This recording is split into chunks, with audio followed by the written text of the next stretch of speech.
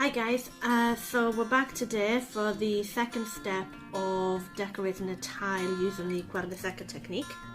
The first was how to transfer your pattern or image onto a tile using carbon paper, and now I'm going to show you how to apply the wax before we can glaze this. So there's a couple of things you might want to know. First of all, it's very important that your wax is sieved, making sure you've got no lumps, otherwise they'll just get stuck in the little nozzle of the bottle. Also, you want to make sure that your nozzle is nice and clean, so you might want to wash this. You might want to use a pin, as I'm using a little pin just to make sure that it flows nicely and it's so it's nice and clean. And every time I stop using it, I put the pin in straight away because it can clog really fast. Now the other thing that I need is either just a bit of kitchen roll or an old tile that you can basically just use to practice with as well, but also just to get the first drips of your wax out. So there's a couple of things as well before I start. I want to tell you, so make sure that when you're using your bottle, you're using it at an oblique angle. You do not want to be using it like that, otherwise you get air inside and it comes out in big clogs. So you want to try and keep it like that, and you always want to work the wax away from you. Don't work it sort of towards you. So when you're drawing, it's a bit like painting, but you always want to sort of use kind of a brush stroke away from you, and you don't want to sort of draw with it. You want to sort of let it flow. So the wax will be pouring out the nozzle slowly, and you want to sort of make that wax sort of flow along the drawing. I hope that makes sense anyway, but you soon will realise when you start using it. It is a tricky business, by the way, so practice is really the best way to learn how to do wax. So I've only just started doing wax again after a couple of years, and I have to say I'm not as great as I was back then, but this is only like my second tile or something, so I do know that by the time I've done my 10th or something, I'll be flowing again. So another couple of things is try and make sure you don't go back over wax. So if you've got a line, example, so if I've done this line with wax, I really don't want to go back over, and I don't want to try and like touch that wax in any way with my nozzle, otherwise the dry wax will sit in the nozzle and get clogged again. Okay, so you want to be as careful as you can with that anyway. So I'm going to show you how to do this. So here we go. Because I don't want to end up smudging the wax with my hand, I need to try and work in a circular way, so starting from a corner and working my way around, or starting from a corner and working my way down. So depending on the image, you'll find every image is slightly different from that regard. Also, the other thing is geometrical patterns like this are actually quite difficult because you have to be really precise in the corners, so some images are actually more forgiving than others.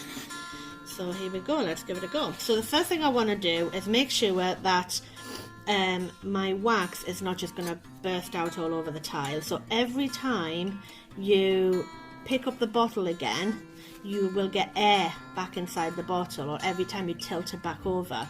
So if you're doing a line, it's a continuous line, it's okay, but every time you sort of tilt the bottle back up, you want to make sure that you get the first bit of wax back out onto the paper. So always keep your paper in your hand and give it a little squeeze, okay, and after that it should start flowing better.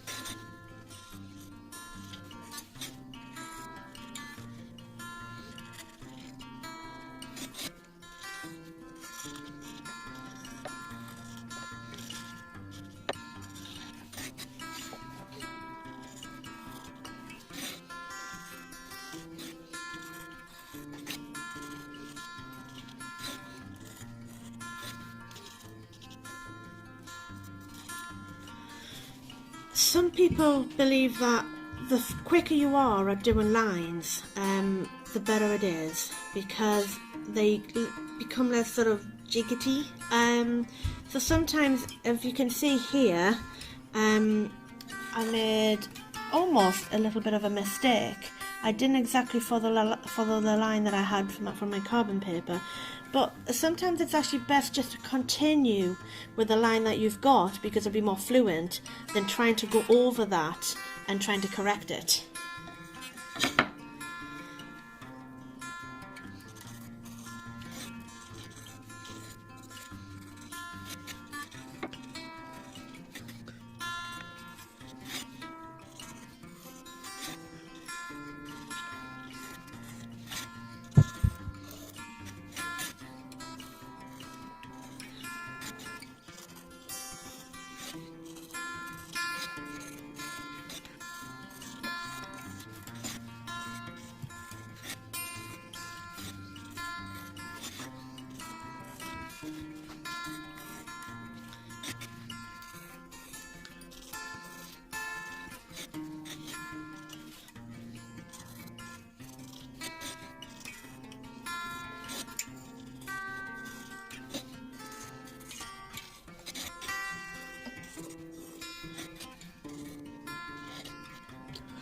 So, that's that.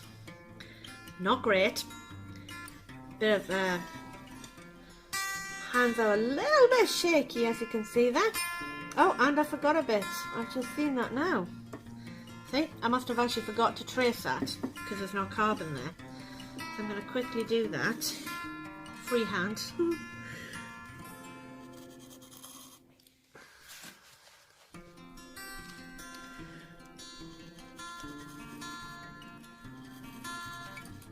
There you go. And because I didn't use, as I was just saying to you before, the paper, I just made a nice big huge little splatter of wax there. So remember all the time, put the pin straight back in your wax as soon as you're finished.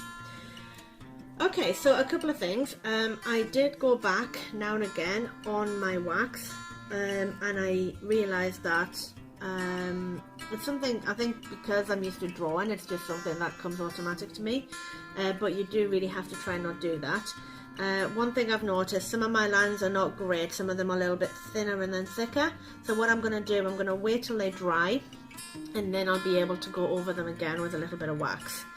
Now the other thing is, I made a mistake, and I'm going to show you how to rectify that. Now if you were using a tile that was already glazed, that wouldn't be a problem. You could just take it off with a little bit of water and a wipe, or a little bit of tissue or something. So the mistake is here. If you can see that black line that's just coming down there, it shouldn't actually have a line at all.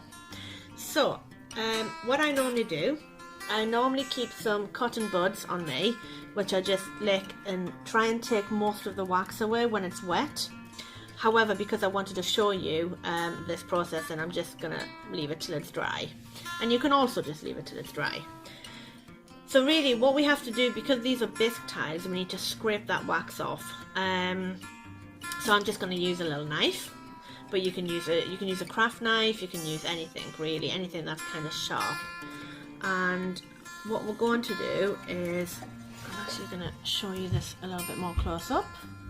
Hopefully, I'm actually going to scrape that wax away. I think I'm a bit closer for you to see. There you go. I think that's a little bit better. I'm going to scrape that wax away. Now the sound isn't great, unfortunately, but it does save you having to do a whole tile again. Now because these are dust pressed, I just need to take it off a little bit more. Just scrape that back, and actually the top layer of dust will come off. And then I can just use one of these, just wipe that away, make sure you don't blow it away, because these aren't, it's not the best thing to have in your lungs. Okay, so if you can see now, that has been rectified, and once the glaze is on there, then you won't be able to see anything. So I hope this was helpful, and I hope you have a steadier hand than mine, and as I said, for the first time, unless you're completely incredible, but for the first time it is very difficult, and for the first 2, 3, 4 times. So just bear with it. Have it always a spare tile that you can use to practice on, and just go over and over and over lines, and eventually you will find that flow. As I said, it's just practice. So enjoy doing your tiles, and bye for now. See you.